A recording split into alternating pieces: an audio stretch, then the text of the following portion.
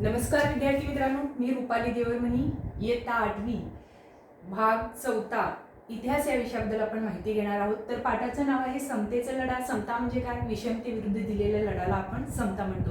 जे प्राचीन भारतातील आपल्या समाजामध्ये 4 वर्ण पद्धती होती, म्हणजे ब्राह्मण, क्षत्रिय, वैश्य आणि शूद्र. वरील तिन्ही वर्गांना महत्त्वाचं स्थान होतं. तर शूद्र लोकांना समाजामध्ये विषमतेत कसं वागवत होतं किंवा गौण कसं ठरवलं होतं, त्याविरुद्ध दिलेला लढा सुद्धा आपण ठरवू शकतो.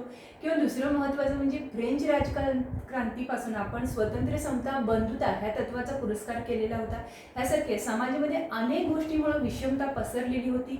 सामाजिक विषमता नष्ट करण्याचं काम म्हणजे समता. त्या समतेचा लढा कसं आपल्या भारतातील नेत्यांनी लढवलेला आहे त्याविषयी आपण या पाठामध्ये माहिती घेणार आहोत. तर आधुनिक भारताच्या वाटचालीत राजकीय स्वातंत्र्याचा लढा हा काय होता? महत्त्वाचा होता. तर हा लढा मानव मुक्तीच्या व्यापक तत्वावर आधारलेला होता. त्यामुळे या लढ्याच्या ओघात राजकीय पारतंत्र्याबरोबरच सरंजामशाही, सामाजिक विषमता, आर्थिक शोषण ह्यासारख्या गोष्टींनाही विरोध होऊ लागला.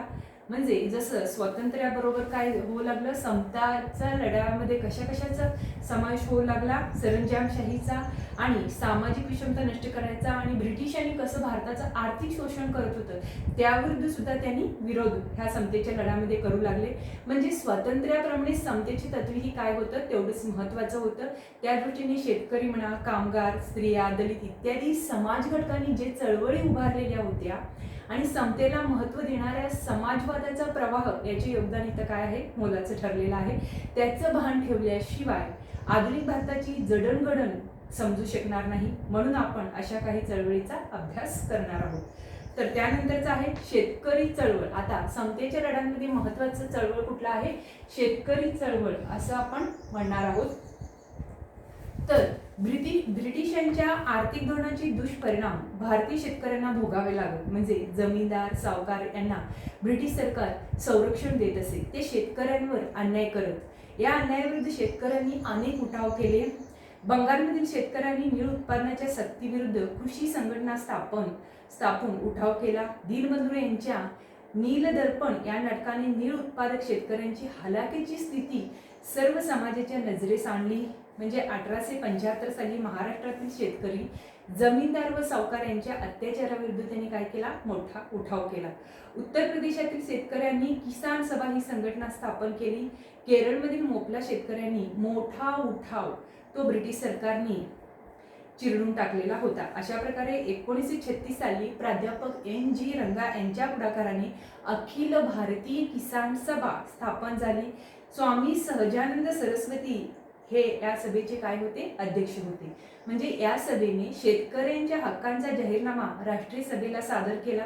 1936 साली महाराष्ट्रातील ग्रामीण भागात फैजपूर येथे राष्ट्रीय सभेचं काय भरलेलं होतं? अधिवेशन भरलेलं असून या अधिवेशनात हजारो शेतकरी उपस्थित होते. अशा प्रकारे शेतकरी चळवळी यांच्याविषयी आपण माहिती घेत असताना 1938 साली पूर्व खानदेशात अतिवृष्टी होऊन पीक बुडालं आणि शेतकऱ्यांची स्थिती हालाकीची बनलेली होती. मग शेतसारा माफ करून घेण्यासाठी साने गुरुजींनी जागोजागी सभा घेतल्या, मिरवणुका काढल्या, कलेक्टर कचेरीवर सुद्धा त्यांनी काय केले? मोर्चा काढले. मग 1942च्या क्रांतीपर्वात शेतकऱ्यांनी पुढे मोठ्या संख्येनं आपल्याला स्वतःला सामील करून घेतलेलं आहे. अशा प्रकारे शेतकऱ्यांवर होणाऱ्या अन्यायाविरुद्ध, अत्याचाराविरुद्ध, त्यांच्यावर जबरदस्त कर आकारलं जात होतं किंवा त्यांचं पीक नुकसान होत होतं दुष्काळामुळं, त्यांनी जे काही चळवळी उभा केलेल्या आहेत त्यालाच आपण काय म्हणणार आहोत? शेतकरी चळवळ असं म्हणणार आहोत.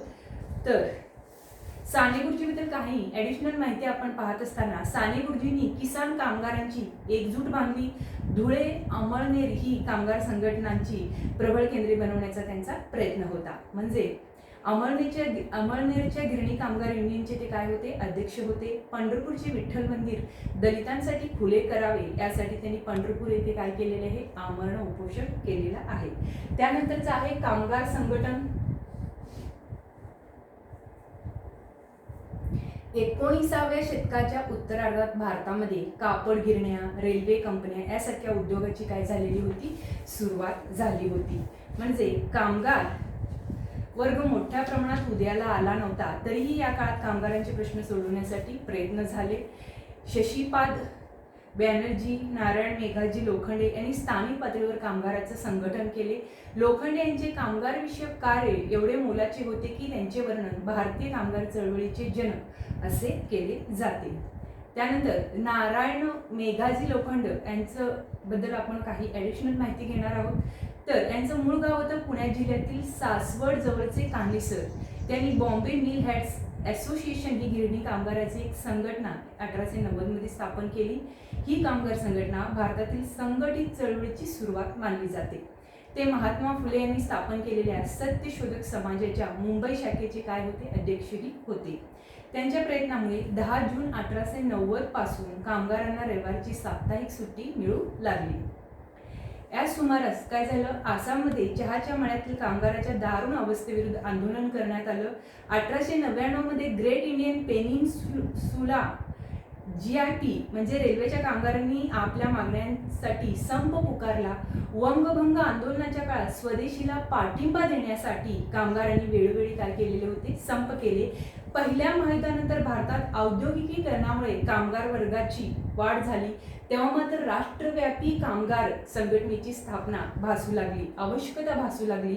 या गरजेतूनच 1920 साली ऑल इंडिया ट्रेड युनियन काँग्रेसची आयटक स्थापना करण्यात आली. म्हणजे नाम जोशी यांच्या आयटकच्या कार्यात मोठा वाटा होता. लाला लजपत राय हे आयटकचे पहिले अधिवेशनाचे काय होते, अध्यक्ष होते. कामगारांनी राष्ट्रीय आंदोलनात सक्रिय सहभाग घ्यावा असे त्यांनी सांगितले. मग कामगार वर्गात समाजवादी विचारांचा प्रसार करून त्यांच्या लढाऊ संघटना उभारण्याचे कार्य श्रीपाद अमृत डांगे, मुझफ्फर अहमद इत्यादी समाजवादी नेत्यांनी केले. 1928 साली मुंबईतील गिरणी कामगार संघाने 6 महिने संप केला.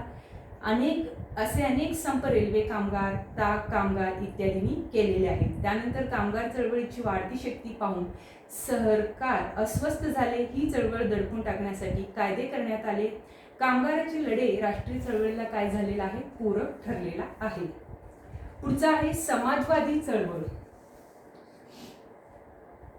बघा, जनसामान्यांच्या हितरक्षणासाठी ब्रिटिश सरकार उलटून टाकणं आवश्यक आहे असे राष्ट्रीय सभेतील अनेक तरुण कार्यकर्त्यांना वाटू लागलं. त्याचप्रमाणे आर्थिक व सामाजिक समतेच्या तत्वावर समाजाची फेररचना झाली पाहिजे याची त्यांना जाणीव होऊ लागली. या जाणीवेतून समाजवादी विचारसरणीचा उदय आणि विकास झाला. राष्ट्रीय सभेतील समाजवादी तरुणांनी नाशिकच्या तुरुंगामध्ये असताना राष्ट्रीय सभेच्या अंतर्गत समाजवादी पक्ष स्थापनेचा काय केलेला होता, निर्णय घेतला. या निर्णयानुसार 1934 साली काँग्रेस समाजवादी पक्षाची स्थापना करण्यात आली. त्यामध्ये आचार्य नरेंद्र देव, जयप्रकाश नारायण, मीनू मसानी, डॉक्टर राम मनोहर लोहिया इत्यादी नेते होते. म्हणजे 1942च्या छोडो भारत आंदोलनात समाजवादी तरुण अग्रभागी होते. कार्ल मार्क्स आणि त्यांचा साम्यवाद यांचा परिचय भारतीयांना होऊ लागला. लोकमान्य टिळकांनी तर 1881 मध्ये मार्क्स विषयी लेख लिहिला होता. पहिल्या महायुद्धानंतर भारतात साम्यवादाचा प्रभाव जाणू लागला. मानवेंद्रनाथ रॉय यांचा आंतरराष्ट्रीय साम्यवादी चळवळीत सक्रिय सहभाग होता. 1925 साली भारतात साम्यवादी पक्षाची स्थापना झाली.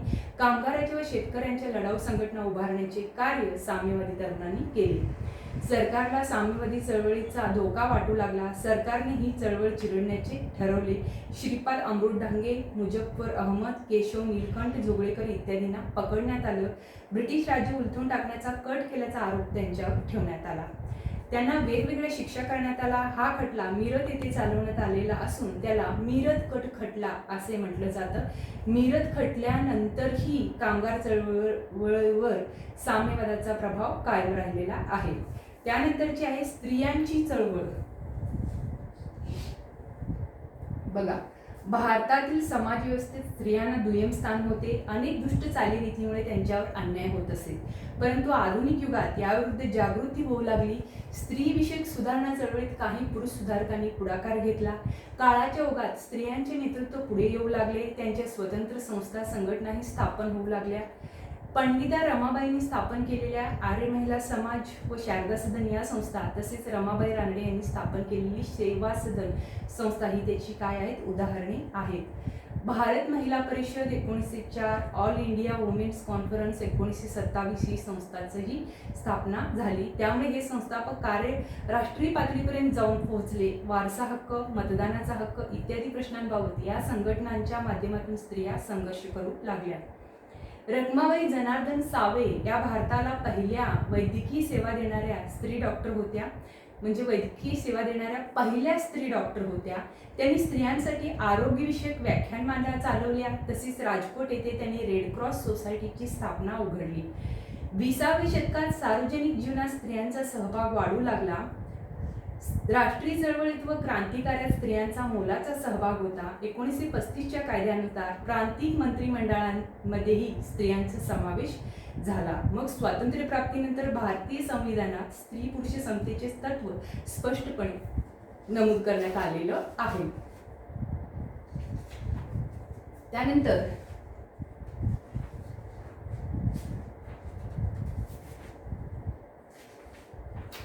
पुढचा आहे आनंदीबाई जोशी यांच्याबद्दल एक ॲडिशनल माहिती पाहणार आहोत. तर पहिल्या ते भारतीय महिला डॉक्टर होत्या. त्यांचा मुलगा 10 दिवसांचा असतानाच मृत्यू पावला.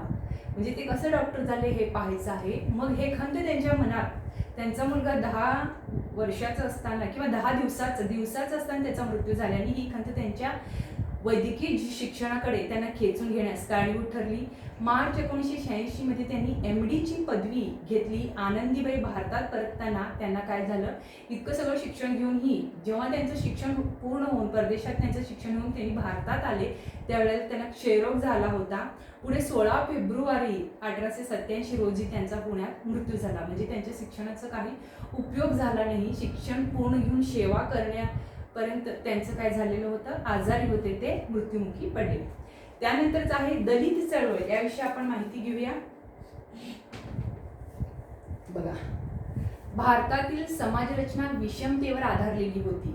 म्हणजे समाजात दलितांना मिळणाऱ्या अन्याय वागणुकीविरुद्ध महात्मा ज्योतिराव फुले, नारायण गुरु यासारख्या समाज सुधारकांनी जनजागृती केली. महात्मा फुले यांच्या शिकवणुकीला अनुसरून गोपाळबाबा वलंगकर, शिवराम जानबा कांबळे यांनी अस्पृश्यता निर्मूलनाचं कार्य केले. गोपाळबाबा वलंगकर यांनी इसवी सन 1888 मध्ये विठाळ विध्वंसन या पुस्तकातून अस्पृश्यतेचं काय केलेलं आहे, खंडन केलेलं असून शिवराम जानबा कांबळे यांनी सोमवंशीय मित्र हे मासिक 1 जुलै 1908 रोजी सुरू केले. मुरळी जोगतिनीच्या प्रश्नांना वाचा फोडली. तसेच देवदासींच्या विवाहासाठी पुढाकार घेतला. तमिळनाडूमध्ये पेरियार रामस्वामी यांनी अस्पृश्यता निर्मूलनाची चळवळ उभारलेली आहे. त्यानंतर आहे महर्षी विठ्ठल रामजी शिंदे यांनी दलितांच्या प्रगतीसाठी 1906 मध्ये डिस्परेड क्लासेस मिशन ही संस्था सुरू केली. दलितांना स्वाभिमानी, सुशिक्षित आणि उद्योगी बनवणे हा त्यांचा कार्याचा महत्त्वाचा भाग होता. तर उच्चवर्णीयांच्या मनातील दलित विषयक भ्रामक समजुती नष्ट करणे हा त्याचा कार्याचा दुसरा भाग होता. त्यासाठी त्यांनी मुंबईत परळ, देवनार या भागात मराठी शाळा, उद्योगशाळा काढल्या. त्यांनी पुणे येथे पर्वती मंदिरामध्ये प्रवेश सत्याग्रह, दलितांची शेतकी परिषद, संयुक्त मतदारसंघ योजना इत्यादी बाबत दलित वर्गाच्या हिताच्या दृष्टीने ते विविध कार्यांमध्ये काय झाले, सक्रियपणे भाग घेत होते. राजश्री शाहू महाराज यांनी डॉक्टर बाबासाहेब आंबेडकरांच्या नेतृत्वाची पाठराखण केली. त्यांच्याच काळात निर्माण झालेल्या ब्राह्मणेतर चळवळीचे नेतृत्व त्यांनी केले. राजश्री शाहू महाराजांनी कोल्हापूर संस्थानात आरक्षणाचा क्रांतिकारी जाहीरनामा काढला. मोफत व सक्तीचा प्राथमिक शिक्षणाचा कायदा केला. त्यांनी जातीभेद निर्मूलनासाठी भरीव कार्य केले. रोटीबंदी, बेटीबंदी व व्यवसायबंदी असे 3 निर्बंध जाती व्यवस्थेत होते. या संदर्भात सभा परिषदांमधून दलित लोकांचे हातचे अन्न घेऊन शाहू महाराजांनी रोटीबंदी जाहीरपणे धुडकावून लावली. बेटीबंदीचा निर्बंध समाजात जोपर्यंत पाळला जात आहे तोपर्यंत जातीभेद समूळ नष्ट होणार नाही अशी शाहू महाराजांची धारणा होती. त्यांनी आपल्या संस्थानात आंतरजातीय विवाहास कायदेशीर मान्यता देणारा कायदा मंजूर केला. 22 फेब्रुवारी 1918 रोजी कोल्हापूर सरकारच्या गॅझेटमध्ये जाहीरनामा प्रसिद्ध होऊन संस्थानातील बलुतेदारी पद्धती नष्ट करण्यात आलेली आहे. कोणताही व्यवसाय कोणालाही करण्याची परवानगी देण्यात आली. शाहू महाराजांनी व्यवसाय स्वातंत्र्य देऊन एक प्रकारच्या सामाजिक गुलामगिरीतून काय केलेलं होतं, लोकांचा त्यांनी मुक्तता केलेली होती. मग दक्षिण भारतात जस्टिस पक्षाने सामाजिक समतेसाठी मोलाचं कार्य केले. महात्मा गांधींनी अस्पृश्यतेचा प्रश्न हाती घेऊन तो काँग्रेस पक्षाच्या व्यासपीठावर मांडला. एरवडा येथील तुरुंगात असताना सनातनी हिंदू पंडितांशी वाद करून अस्पृश्यतेला शस्त्राधार नसल्याचे प्रतिपादन केले. त्यांनी हरिजन सेवक संघास प्रेरणा दिली. त्यांच्यापासून प्रेरणा घेऊन अमृतलाल विठ्ठलदास ठक्कर उर्फ ठक्कर बाप्पा, आप्पासाहेब पटवर्धन इत्यादी कार्यकर्त्यांनी समतेच्या कामात स्वतःला झोकून दिलेले आहे. मग डॉक्टर बाबासाहेब आंबेडकरांच्या नेतृत्वाखाली दलिताच्या संघर्षाला सुरुवात झाली. स्वतंत्र, समता व बंधुता या तत्वावर समाजाची उभारणी करण्याचे डॉक्टर बाबासाहेब आंबेडकरांचं काय होतं, ध्येय होतं. जाती संस्था समूळ नष्ट झाल्याशिवाय दलितांवर अन्यायाचा आणि विषमतेचा शेवट होणार नाही अशी त्यांची खात्री होती. सामाजिक समता हा दलिताचा हक्क आहे अशी त्यांची धारणा होती. स्वाभिमानावर आधारलेली चळवळ करणे त्यांना अभिप्रेत होते. या भूमिकेतून त्यांनी 1924 मध्ये जुलैमध्ये बहिष्कृत हितकारणी सभेची स्थापना केली. त्यांनी आपल्या अनुयायांना शिका, संघटित व्हा आणि संघर्ष करा असा स्फूर्तिदायक संदेश दिला. बाबासाहेब बोले यांनी मुंबई प्रांताच्या विधिमंडळामध्ये सार्वजनिक पाणवटे अस्पृश्यांना खुले करण्याचे विधेयक संमत करून घेतले होते. तरीही प्रत्यक्षात दलितांना पाणवटे खुले झाले नाही. म्हणून डॉक्टर बाबासाहेब आंबेडकर व त्यांच्या अनुयायांनी महाड येथे 14 तळ्याचा सत्याग्रह केला. त्यांनी विषमतेचा पुरस्कार करणाऱ्या मनुस्मृतीचं दहन केले. नाशिकच्या काळाराम मंदिरामध्ये दलितांना प्रवेश मिळावा यासाठी 1930 मध्ये सत्याग्रह सुरू केला. या सत्याग्रहाचे नेतृत्व कर्मवीर दादासाहेब गायकवाड यांनी केले होते. वृत्तपत्र हे डॉक्टर बाबासाहेब आंबेडकरांच्या चळवळीचं काय होतं, एक अविभाज्य अंग होते. समाजात जागृती निर्माण करण्यासाठी आणि दुःखांना वाचा फोडण्यासाठी डॉक्टर बाबासाहेब आंबेडकरांनी मूकनायक, बहिष्कृत, भारत, जनता, समता ही वृत्तपत्रे त्यांनी सुरू केलेली आहेत. महाडच्या 14 तळ्याचा सत्याग्रह हे डॉक्टर बाबासाहेब आंबेडकरांनी करून तेथे तळ्यांमध्ये सर्वसामान्यांना सुद्धा म्हणजे दलित वर्गांना सुद्धा सर्वसामान्यांप्रमाणे पिण्याचं पाण्याचं परमिशन मिळावं यासाठी त्यांनी सत्याग्रह केलेले होते. डॉक्टर बाबासाहेब आंबेडकरांनी स्वतंत्र मजदूर पक्षाची स्थापना केली. कामगाराच्या हिताच्या नसणाऱ्या कायद्यांना विधिमंडळात त्यांनी विरोध केला. दलितांचे प्रश्न प्रभावीपणे मांडण्यासाठी त्यांनी 1942 साली शेड्यूल्ड कास्ट फेडरेशनची स्थापना केली. आधुनिक भारतात समतेवर आधारलेली समाजरचना निर्माण करण्याच्या कार्यात डॉक्टर बाबासाहेब आंबेडकरांनी भारतीय संविधानाद्वारे महत्त्वाचं योगदान दिलेलं आहे. 1956 मध्ये नागपूर येथे आपल्या असंख्य अनुयायांसह मानवतेचा व समतेचा पुरस्कार करणाऱ्या बौद्ध धर्माचा त्यांनी काय केलेला आहे, स्वीकार केला. आधुनिक भारताच्या जडणघडणीत समतेसाठी उभारलेल्या लढ्याला महत्त्वाचं स्थान आहे. अशा प्रकारे विद्यार्थ्यांनो आजच्या तासामध्ये आपण समतेचा लढा पाहिलेला आहोत. त्यामध्ये पॉईंट होतं शेतकऱ्यांचं चळवळ, कामगार संघटन, समाजवादी चळवळ, स्त्रियांची चळवळ आणि दलितांचं चळवळ. ह्या भागाविषयी आपण माहिती पाहिलेला आहोत. अशाच प्रकारे व्हिडिओ लाईक, शेअर आणि सबस्क्राईब करा जेणेकरून प्रत्येक व्हिडिओचं नोटिफिकेशन तुमच्यापर्यंत येत राहील. धन्यवाद.